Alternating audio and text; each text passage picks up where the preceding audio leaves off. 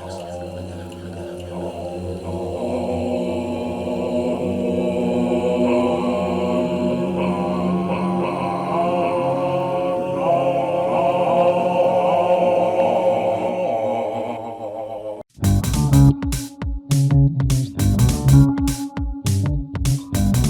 and welcome back to In the Court of the Wenton King, and we're actually back in the court now, or the second court or something, I don't know, and we are reviewing an album, and that album is Renaissance.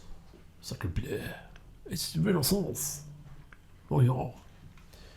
And there it is, and it's Scheherazade or something like that. yeah, Scheherazade and Other Stories. It's almost got a good cover. They tend to have terrible covers, so actually that's almost a good cover. Here it is. Scheherazade, that's what I used to call it. Fizzy pop. We went to watch Scheherazade, didn't we? Yeah, the Rimsky-Korsakov composition. Yeah. So it is named after that piece, and oddly, it's the first album which doesn't feature any classical references at all. So there's actually none of that music pretty much in the piece. It is called Scheherazade and Other Stories. So it's the story to their own music, which is actually a much better idea than doing a sort of, the bombastic pictures and exhibition thing. But there is a hint at the melody, which is pretty cool. So yeah, their magnum opus and all that. The big one, the Lamb, Tales from Topographic Oceans, etc. Is it enjoyable as the previous one? That's the question. And I'm not sure. The big piece, there's one side, ultimate, the ultimate piece. It's a milestone in the history of prog. It would be on the ultimate prog song list, something. It wouldn't be on an album because it wouldn't fit, but it would be on the song list of the best progs. They went too far and became complacent. How dare they? It's so unfair. Why don't I get to be good at things? Yeah.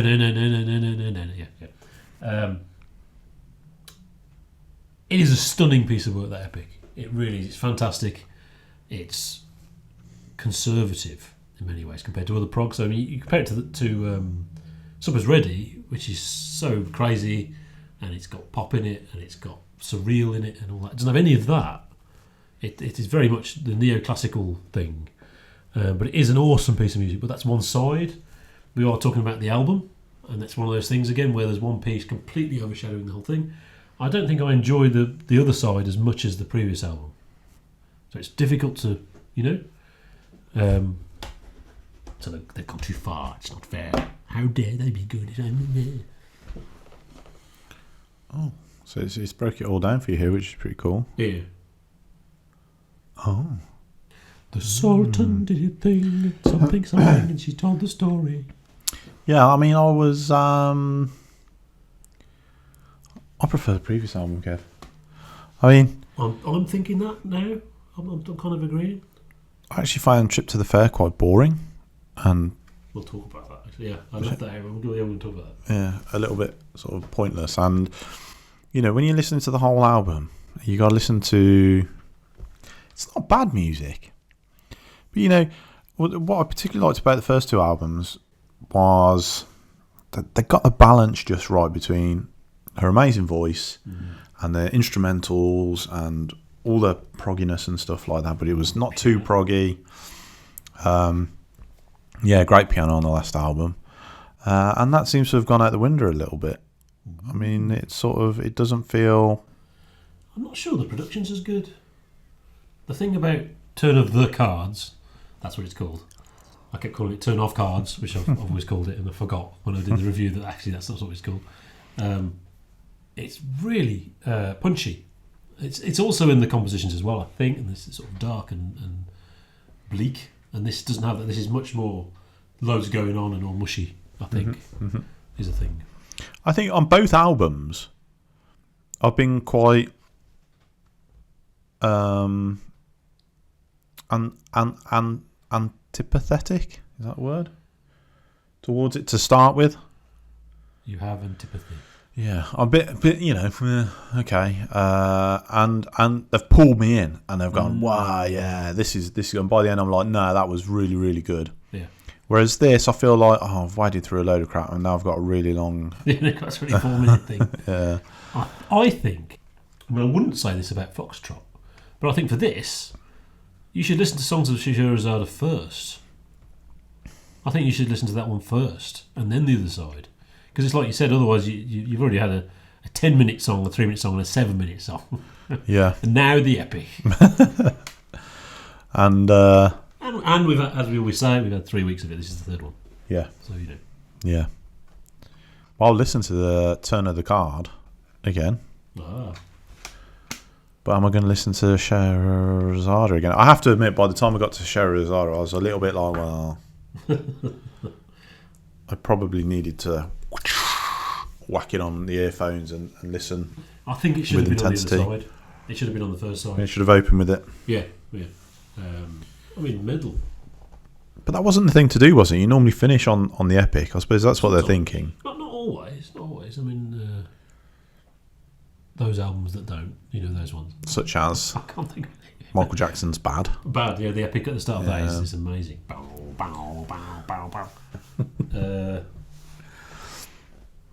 I don't know. There's some album on there, so whatever. Well, didn't their last album start with a? Well, Running Hard is fun. That might be my favourite song by and I didn't realise that. It's weird. And only when you sit down and you have to review things, you see things in a different light. Running Hard is awesome. It's that or Song of Scheherazade is an achievement, and it is fantastic and all that. But yeah, I think I prefer Running Hard actually. Mm-hmm. It's just got everything. It's exactly what I wanted. Mm-hmm. Certainly, the comparison with ELP is strong. Yeah, ELP is strong with this one. But they're much better at integrating the orchestra. ELP had sort of passed the fulcrum when they got to the orchestra, hadn't they? And I think there was a bit of they'd worked so hard and they'd reached that point, and some of the string arrangements with ELP, not the big song, not Pirates, but some of the other stuff maybe is a bit clunky. But yeah, Song of Scheherazade is far better than Pirates, which it's comparable to, I think, as its orchestralness. It's proper orchestralness, isn't it? But yeah, okay. Do you know what Trip to the Fair is about? It's about going to the fair and nobody was there. But nobody. No, it's well, sort of. It's like, you have to remember, Annie Haslam doesn't write the lyrics. Yeah, it's written by Betty Thatcher. But it's a song about Annie Haslam's date with Roy Wood. Going on a date with Roy Wood. The circus is coming to town now. You can imagine, I think they're quite middle class, these guys, and they must have thought of Roy Wood as this sort of scummy brummy. I wish it could be Christmas. What was it you said? You had this thing, what did you say about Roy Wood? He was a vacuum cleaner that's been left on for 50 years. That was great. We should say Roy Wood is underrated, actually. He's incredible talent. And I saw him in Oasis in Birmingham once from a distance, but didn't go to talk to him. Yeah, I would have been right over there. You're Roy Wood, aren't you? All right, mate. I bought one of your albums. Sign my album. Come on, talk to me for half an hour. He said, well, I need the toilet. No, you can't. You have to talk to me. It's all right. I'll wait outside for you. It's all right. I'll come in with you. We can talk. So I think it was them writing about her date with this crazy man. I think that's what it is. Mad Brummy. Yeah. So they are a celebrity couple. I believe they're still together. Are they? Yeah. It's more prog acceptable than Fripp and Toyah, obviously, which is Betrayal. Yeah. Vultures Fly High completely passes me by. I can't even remember it. Yeah, same here. Ocean Gypsy, okay. Technically, I know better than any other song on this album because that was covered by Blackmore's Night on their first album. Now, weirdly, Blackmore's Night, I may have heard that more than any album ever because there was a period where I was listening to it an awful lot. It was kind of a revelation of not rock music, which was really important at the time. And I had it on tape in my car, and the pen faded from me writing the thing on because I played it so much. But their version of Ocean Gypsy was like, it was just the song without the middle bit, obviously. And obviously there was a sense of humour there because obviously they're doing Renaissance music or pop Renaissance. The band's called Renaissance and they're not Renaissance music. So that's quite funny. But yeah, so I know that one really, really well. Obviously the vocals are much better on this one.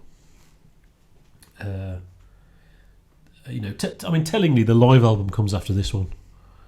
So it is that thing where that's the one. They've got to there. So they made more good albums. It's not like they stopped now and then they were shit, because that does happen sometimes. They made some more good albums, but it's like once they've got there. Then what do you do then? You just carry on making more albums, don't you? Which is what they did. Shake things up, sack a few members of the band, get new management. Yeah, but all that happens is... And then reform in 25 years. Yeah, buy some digital keyboards and make the songs shorter and beep, beep, beep, beep, beep, beep, beep, and no one will listen to that stuff in 30 years' time. They had a hit single, actually, in like 77 or 78, a bit later than this, which I think was just random. It's not a fantastic song, actually. It's all right, but there's better songs. It's just random that one happened to be a hit single, I think. That's what it is. And they did embrace new technology and do that thing, but I think a couple of members had left by then, but they did continue into the 80s, and then they did reform. I think sadly the keyboard player passed away. I hope that's true. I just said someone's dead and then some people will be looking at a massive dissection of Song of Scheherazade. Yeah. And we're not going to do that. Sorry, it's very good, and there's lots of good piano. Listen to it, and give us your views in the comments. Yeah. I mean, you've got the sort of Elgarian piano is on there, and you've got the overture bit at the start of Trip to the Fair, and that's really good. And you should listen to the epic.